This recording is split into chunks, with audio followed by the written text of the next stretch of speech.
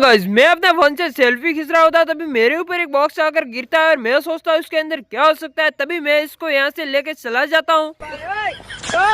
वाह गाइस, मैं इसको यहाँ पर लेके आ गया। स्लो करते हैं इसकी अनबॉक्सिंग। मैं अनबॉक्सिंग करता हूँ तब तक आप वीडियो को कर दो लाइक, नए हो तो चैनल को कर दो सब्सक्राइब। चलो गाइस, इसके अंदर क्या है चलो खोल कर देखते हैं। ओ वाह गाइस, थार गाड़ी। चलो इस थार गाड़ी का तो टेस्टिंग करते हैं। चलो गाइस, मैं इसको लेके चलता हूँ टेस्टिंग करने के लिए।